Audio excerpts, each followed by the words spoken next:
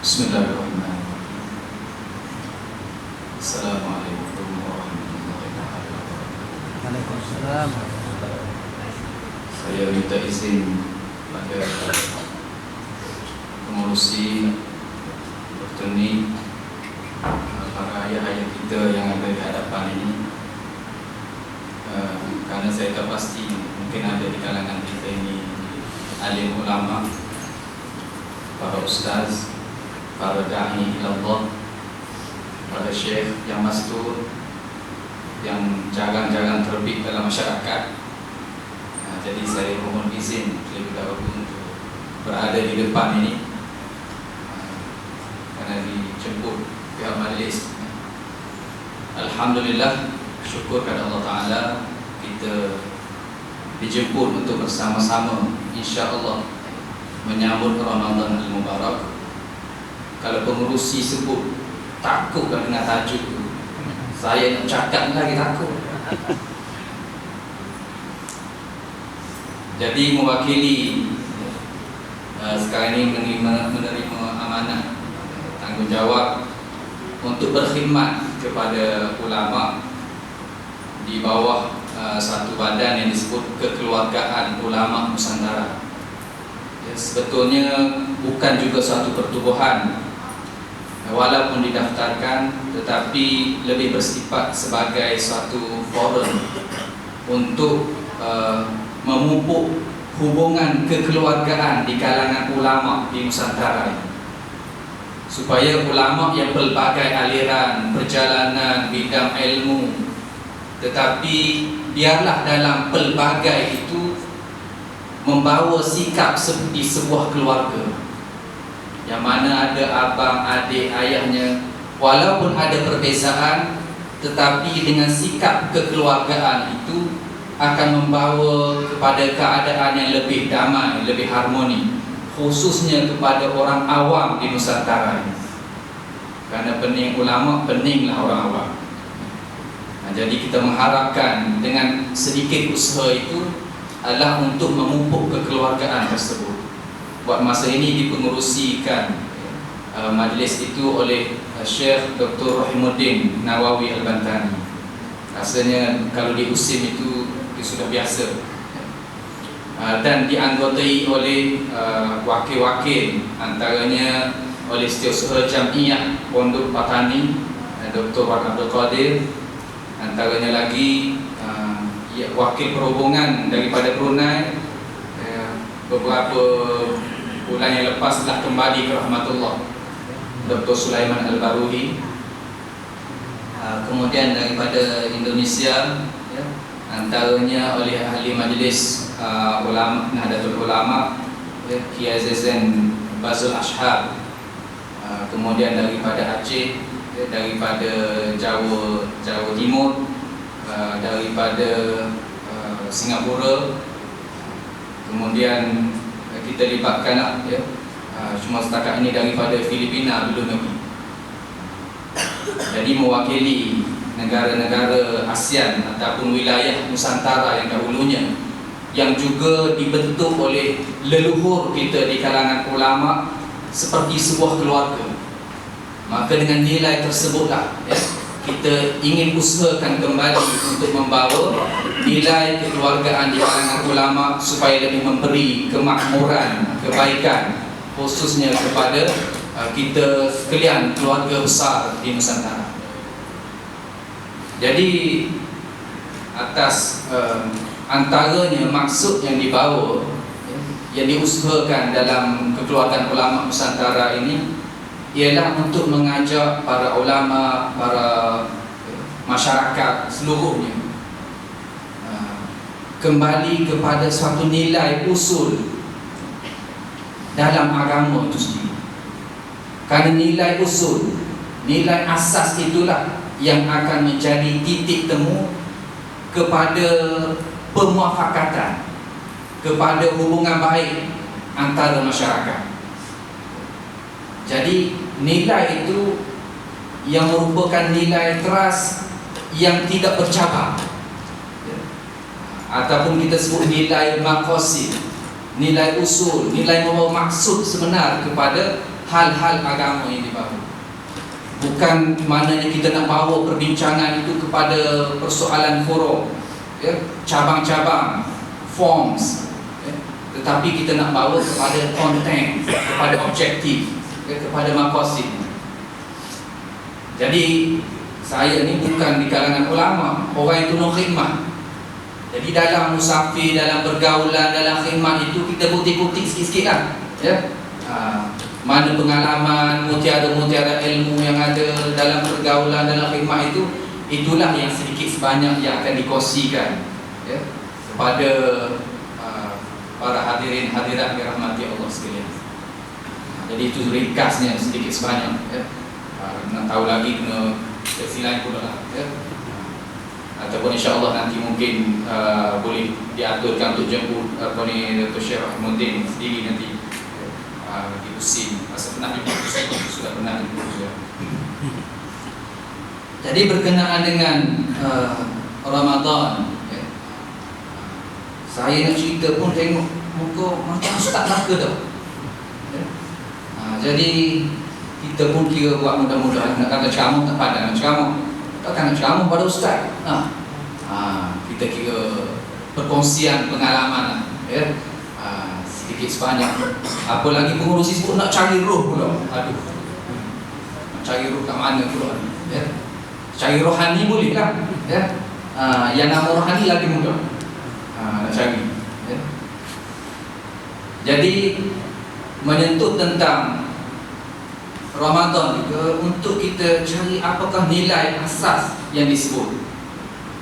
Masyhur sudah di kalangan kita bila dibacakan ayat Allah Ta'ala, A'udzubillahi minasyaitonirrajim, Ya ayyuhallazina amanu kutiba alaikumusiyam kama kutiba alal ladzina min qablikum la'allakum tattaqun. Itu masyhur dah. Bahkan ada kalangan kita ni dah memang boleh buat baca ayat tu dengan tarannumnya, ya. Jadi kepahaman umum kita bila disebut dengan ayat tersebut mengingatkan akan tuntutan ke atas kita untuk berpuasa seperti mana yang difardukan, yang dituntut ke atas umat yang terdahulu, di atas maksud supaya kamu beroleh ketakwaan. Jadi sejarah puasa ni, untuk mula kewajipannya itu menurut riwayat sejarah bermula pada tahun 2 Hijrah. Itu kita mula diwajibkan berpuasa. Kemudiannya kita melihat tuntutan yang dibuat, yang diberikan ke atas hamba Allah ialah supaya beroleh ketakwaan. Nak cerita pula, maksudnya membawa kepada ketakwaan. Bila disebut ketakwaan itu, ianya isu yang berkait dengan apa? Apakah hal yang disebut berkenaan dengan takwa itu sendiri? Jadi takwa ini dia merupakan anugerah Allah. Anugerah Allah Ta'ala yang dicampakkan ke dalam jiwa kita sehingga terbit daripada jiwa itu gerung, gentar, kasih, rasa hubungan yang erat, yang dekat sungguh dengan Allah Subhanahu Wa Ta'ala. Jadi nak menghasilkan kepada itu, maka diberikan, dilakukan kepada kita suatu latihan khusus dalam Ramadan. Jadi kita pun renung, kenapa berlaku ketika menghampiri Ramadan, Nabi dengan para sahabat radhiyallahu anhum ajma'in, para salihin, para aulia, para siddiqin, kenapa mereka itu seperti beria-ria sangat nak sambung Ramadan, bersungguh sangat. Alhamdulillah, seperti kurang lebih, ya, masyarakat di sini dah menunjukkan sikap itu. Sebelum nak sambung Ramadan tu dah panas enjing buat ada majlis umpama ini. Para sahabat, para tabi'in, para awliya, salihin, mereka ini begitu bersemangat, begitu bersungguh sehingga diisyaratkan oleh baginda Nabi Muhammad SAW dalam doa yang masyhur kita biasa dengar bila masuk sahaja bulan Rajab. Nabi dah doa kata, Allahumma barik lana fi Rajabin wa Sya'banin wa ballighna Ramadan. Ya Allah, berkatilah kami di bulan Rajab, di bulan Sya'ban, dan sampaikan kami ke bulan Ramadan. Apa yang specialnya yang sampai 2 bulan sebelum itu dah mula dah? Ini yang kita kadang-kadang persepsi, pandangan kita tu tertumpu kepada keistimewaan hadiah Ramadan,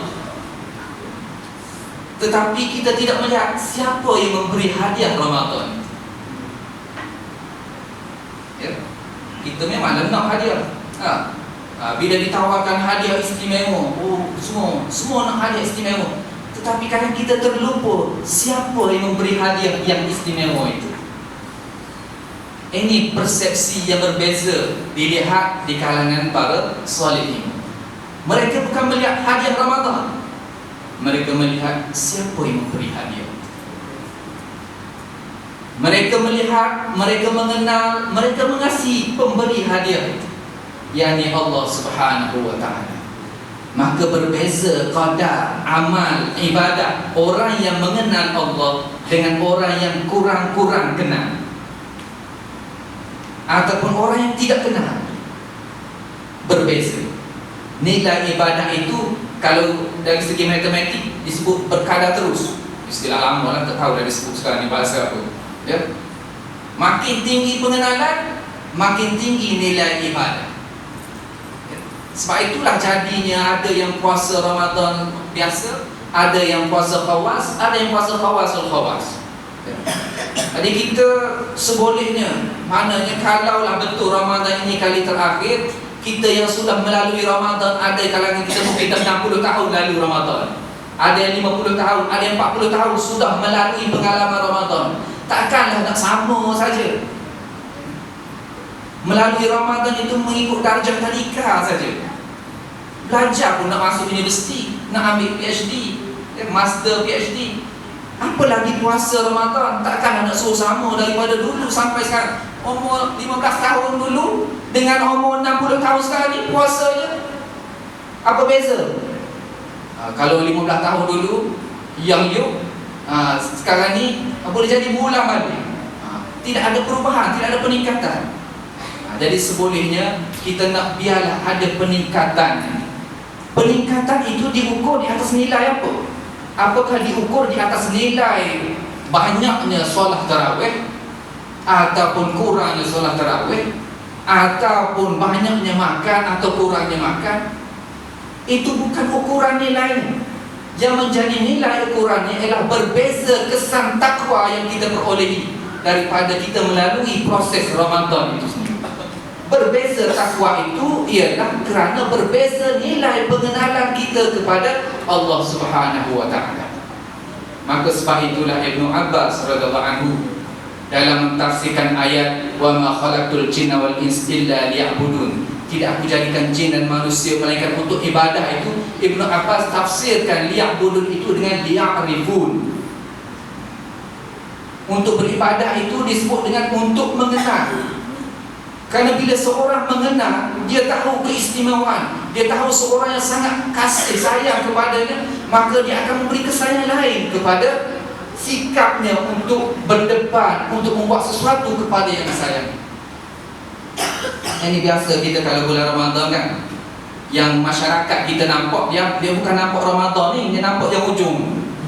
Apa yang ujung tu? Yang nak raya tu, dia nampak situ dulu. Masuk saja dekat-dekat Ramadan, mula dah putar lagu dah.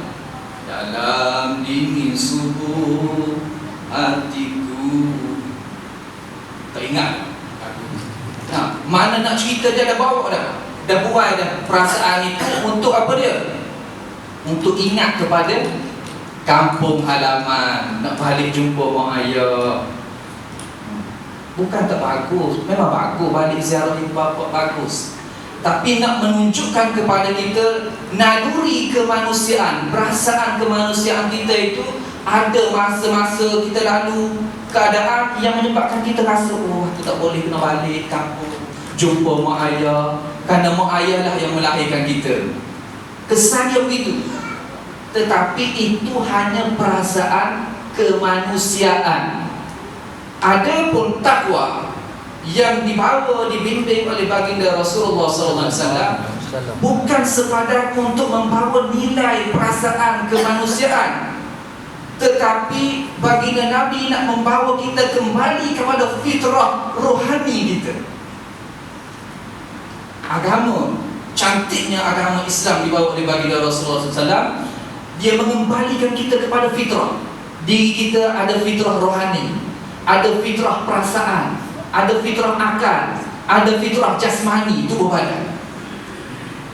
Maka nilai Islam yang dibawa oleh Nabi membawa kita memenuhi kesemua nilai fitrah ini. Dan paling utamanya ialah fitrah rohani. Kerana orang kampung saya, Pasir Putih, dia sebut apa? Dia sebut, we are not a physical being on spiritual journey, but we are spiritual being on physical journey. Orang Pasir Putih kan? Cakap orang putih. Itu orang kampung. Itu baru orang kampung sedisik Pasir Putih. Apa dia sebut? Sebenarnya bila kita kaji tengok, rupanya kata-kata itu pernah disebut oleh Sayyidina Ali karamallahu wajhahu. Apa dia maksudnya? Kita ni bukannya makhluk fizikal, bukannya makhluk kasar yang kita nampak tubuh badan ini, yang berjalan di alam rohani, ya, yang berjalan dalam perjalanan di alam rohani. Tetapi kita sebenarnya adalah makhluk rohani yang berjalan di alam fizikal. Itu kena silap, kena tahu betul tu, ya. Bila silap faham di situ, maka kita akan jadikan Ramadan ini macam apa dia? Macam mencari-cari perkara-perkara yang boleh memberi kebaikan kepada fizikal kita. Puasa boleh beri sihat tubuh badan, dia boleh cerdas akal bila banyak tadarus Quran, ya. Boleh kawal kesihatan. Kita akan nampak Ramadan itu diguna untuk memperelokkan kehidupan kita di dunia. Ini silap dia. Sedangkan Ramadan itu adalah untuk menyediakan, menggilak, mengembalikan kita kepada fitrah rohani itu. Apa dia fitrah rohani kita? Kalau fitrah perasaan pun dia sedar dan dia rasa tersentuh hati untuk kembali kepada orang yang melahirkannya, ibu bapa yang memberikan kasih sayang kepadanya. Itu perasaan kemanusiaan, fitrah, perasaan kemanusiaan, kasih sayang kemanusiaan, perasaan manusia, perasaan manusiawi. Tetapi fitrah rohani kita sebetulnya kena dihidupkan untuk kembali kepada Allah Ta'ala. Fitrah rohani kita ni dia berapa lama sudah tertutup untuk merindui rasa kasih sayang Allah. Ini yang nak dicari. Sebab itulah para solihin, bila dia dapat kembali merasai kasih sayang Allah, seperti mana dia seolah-olah dia menghadap Allah Ta'ala, seperti mana pengakuan yang pernah dibuat, alastu bi rabbikum qalu bala syahidna. Bahkan kami seolah mana bersaksi, seolah menghadap Allah, dekat sungguh dengan Allah. Ini rohani, dia nak merasai kembali keadaan itu. Ini fitrah rohani. Dia nak rasa kasih sayang Allah. Sebab itulah Imam Abu Hasan Al-Asy'ari dalam satu kitabnya Maqalat Al-Islamiyyin, dia mengajak kita fikir akan kejadian kita ketika daripada alam rahim lagi, bermula daripada setitik air bertukar jadi darah, bertukar jadi daging, bertukar dibalut tulang dan sebagainya. Dia tanya, berlaku pertukaran, perubahan itu. Ditanya oleh Imam Abu Hasan Al-Asy'ari, mengajak kita mengenung, dengan kuasa siapa berlaku perubahan itu? Dengan kudrah siapa? Dengan iradah siapa? Dengan kehendak siapakah berlaku setiap perubahan itu sehingga jadi seperti manusia sekarang ini? Dengan hidup siapakah yang melakukannya? Dengan ilmu siapakah? Berlakunya perubahan-perubahan dari satu peringkat ke satu peringkat di alam rahim dengan ilmu siapa?